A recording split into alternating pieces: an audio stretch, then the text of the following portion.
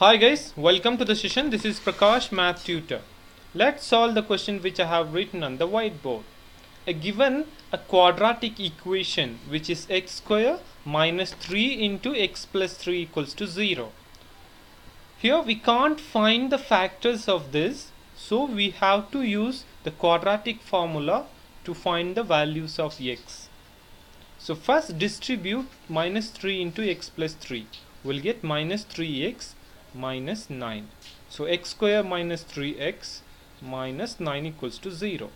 Now compare this with the general form of quadratic equation, which is ax square plus bx plus c. So here a value is 1, b value is minus 3 and c value is minus 9.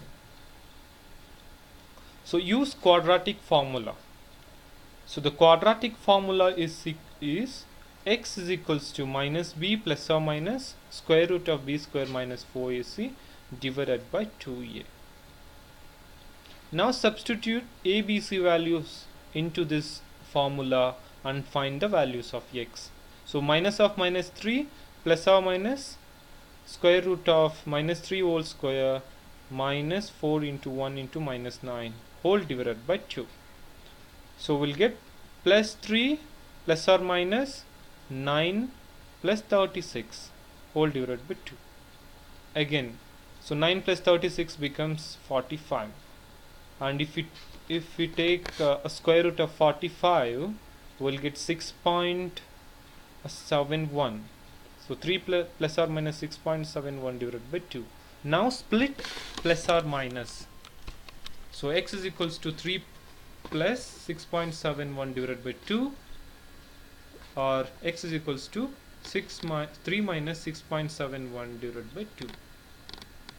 So we'll get x is equals to 9.71 divided by 2, or x is equals to minus 3.71 divided by 2.